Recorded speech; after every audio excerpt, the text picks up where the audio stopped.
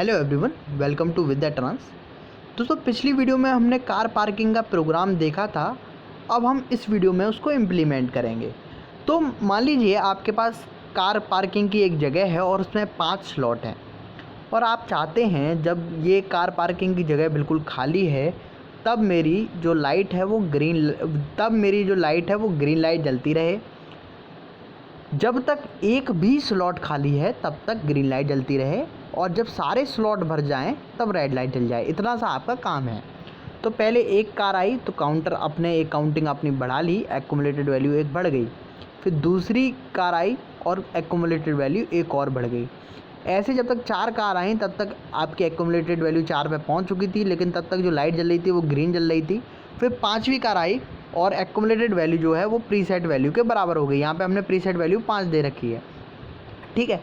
इस टाइम पे आपकी रेड लाइट जल जानी चाहिए। तो इस यहाँ तक जो काम है वो अप काउंटर भी कर सकता था, लेकिन अब क्या हुई, अब एक कार गई। अब इस कंडीशन में देखो, प्रीसेट वैल्यू एक्यूमुलेटेड वैल्यू के बराबर थी। अब एक कार जब लौट के गई तब जो एक्यूमुलेटेड वैल्यू है वो एक डिक्रीज़ करेगी। तो डिक्रीज़ कराने के लिए दोस्तों हमें हमेशा डाउन काउंटर का यूज़ करना पड़ता है। तो इसलिए कार पार्किंग प्रोग्राम में हम यूज़ करते हैं अप डाउन काउंटर का। ना तो अप काउंटर पूरी तरह से काम कर सकता, ना डाउन काउंटर। तो यहाँ पर यूज़ करेंगे दोस्तों हम अप डाउन काउंटर। तो हम सबसे पहले एक न्यू प्रोजेक्ट लेते हैं। न्यू प्रोजेक्ट लेटर एडिटर में जाते हैं और जो ये हमारे पास है फंक्शन, इसको डिलीट कर देते हैं और हम ऐड करते हैं एक काउंटर। तो काउंटर हम यहाँ पे लेते हैं। तो अप डाउन काउंटर मैंने यहाँ पे ले लिया। अप डाउन काउंटर में जब आप सबसे ऊपर देखते हैं तो आप देख रहे होंगे पहला इनपुट दे रखा है, दूसरा इनपुट दे रखा है, तीसरा इनपुट दे रखा है। 3 इनपुट साइड पे दे रखे हैं।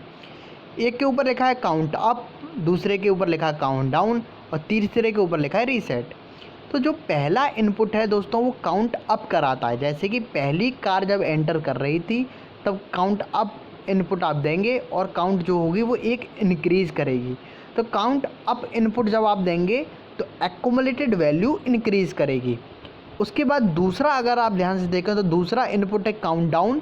और काउंट डाउन इनपुट जो है, जब आप दूसरा बटन प्रेस करेंगे तब दूसरा बटन जो दूसरा इनपुट है जब वो देंगे आप, तो आपकी जो एक्यूमुलेटेड वैल्यू है वो एक घटेगी। इसका प्रैक्टिकल यूज़ क्या है, जैसे कि आपकी कार जब बाहर जा रही होगी तब हम इसका यूज़ करेंगे काउंट डाउन का, ठीक है, काउंट डाउन इनपुट का। तीसरा है रीसेट का, पूरी प्रोसेस को दोबारा से रीसेट कर देगी।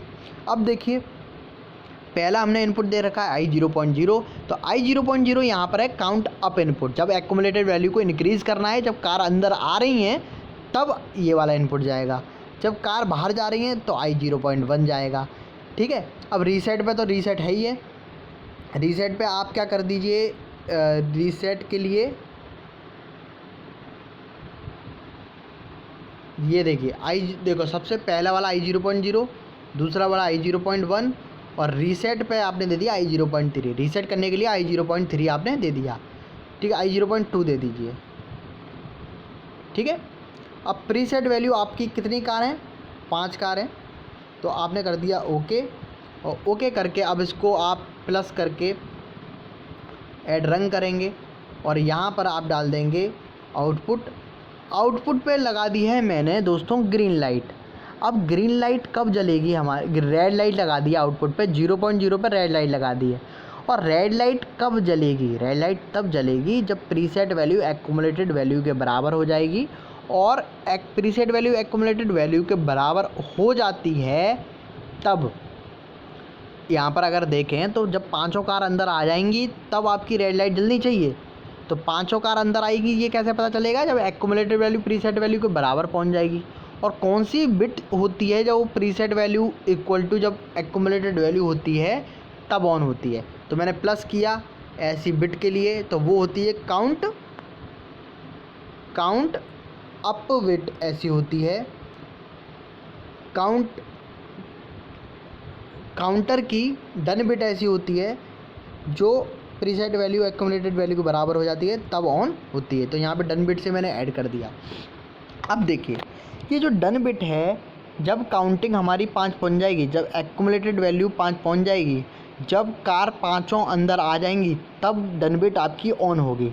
लेकिन अगर हम इसे नॉर्मली क्लोज़ की तरह यूज़ करें तो इसका मतलब ये है जब आपकी कार पूरी तरह से, जब आपकी काउंटिंग 5 नहीं है।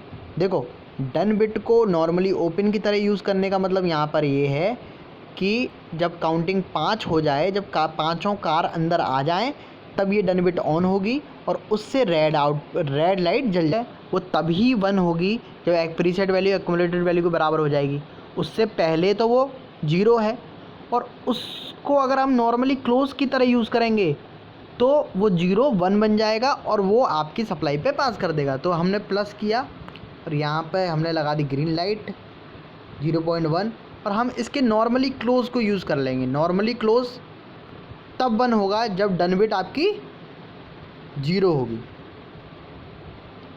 आप लोग पुराने हैं तो बेहतर इस चीज़ को अभी समझ गए होंगे, ठीक है। अब देखिए, इसको हम लोग करते हैं एग्जिट एडिटर, और हमने वीडियो पे दबाया, पहले से ही हमारी रेड लाइट ऑन है। अभी गैरेज खाली है, अभी गैरेज में कोई गाड़ी नहीं है, हमारी रेड लाइट ऑन है। क्यों? क्योंकि डन बिट पे अभी 0 है। डन बिट पे 0 होने के कारण उसके नॉर्मली क्लोज पे क्या है दोस्तों, 1 है। 1 का मतलब वो पाथ दे रहा है और हमारा आउटपुट ऑन है, ठीक है। आउटपुट ऑन है, कौन सा, 0.1 पे आपकी ग्रीन लाइट है, तो यहाँ पर अभी ग्रीन लाइट जली हुई है, ठीक है। अभी हम एक एक करके एक्युमुलेटेड वैल्यू को इंक्रीज करते हैं। देखिए, ग्रीन लाइट अभी भी जली हुई है, अभी भी जली हुई है, अभी भी जली हुई है। एक्युमुलेटेड वैल्यू 4 हो गई तब भी ग्रीन लाइट आपकी जली हुई है, ठीक है। और जैसे ही एक्युमुलेटेड वैल्यू 5 के बराबर हुई वैसे ही आपकी रेड लाइट जल गई। यानी कि इससे क्या पता चला, इससे पता चला कि जो आपका कार स्लॉट है वो पूरा भर गया है।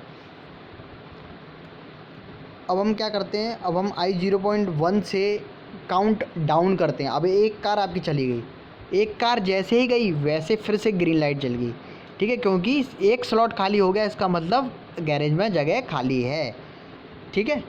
तो इससे आप I0.1 से डाउन कर सकते हैं काउंटिंग, और I0.0 से आप इंक्रीज़ कर सकते हैं। तो यही यहाँ पर दिखाने की कोशिश की गई है।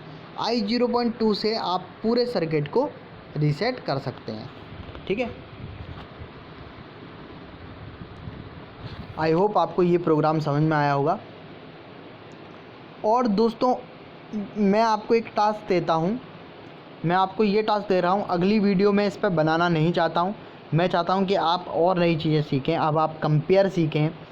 कंपेयर में क्या चीज़ है, कंपेयर में सबसे अच्छी चीज़ है कि कई बार आपको डिफरेंट टाइमर यूज़ करने, अगर आपको जो काम 3 टाइमर से हो रहा है वो आप कंपेयर इंस्ट्रक्शन लगा के 1 टाइमर से ही ख़त्म कर देंगे, तो बहुत अच्छा है कंपेयर इंस्ट्रक्शन। उसके बाद कंपेयर इंस्ट्रक्शन जब आप पूरा पढ़ लोगे तो लिमिट स्विच वगैरह सब आप सीख जाओगे।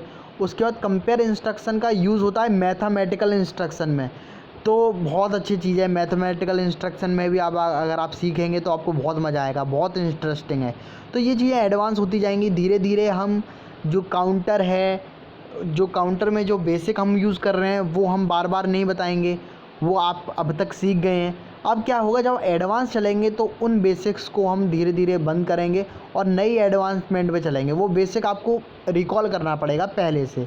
तो अब जैसे अब यहाँ पे मैंने नॉर्मली क्लोज का यूज़ किया है, तो इस चीज़ को आपको बेहतर पहले से ही समझ जाना है, क्योंकि जब तक आप एडवांस की तरफ अब जाओगे धीरे धीरे, जब एडवांस प्रोग्राम बनेंगे तो वो उस प्रोग्राम को समझाना ही थोड़ा टिपिकल टास्क होगा। तो इन चीज़ों में ना फंसेंगे हम और आगे की तरफ मूव करेंगे।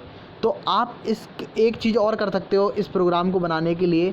अब आप दोस्तों, मैंने आपको मूव इंस्ट्रक्शन के बारे में बताया था, जो टाइमर में मैंने यूज़ करवाया था आपको। अब आप उसका एक प्रोग्राम बनाइए, मूव इंस्ट्रक्शन का एक प्रोग्राम बनाइए, और जो प्रीसेट वैल्यू है उसको यहाँ पे चेंज करिए मूव इंस्ट्रक्शन के द्वारा, ठीक है। आई होप ये प्रोग्राम आपको समझ में आया होगा। Thank you very much.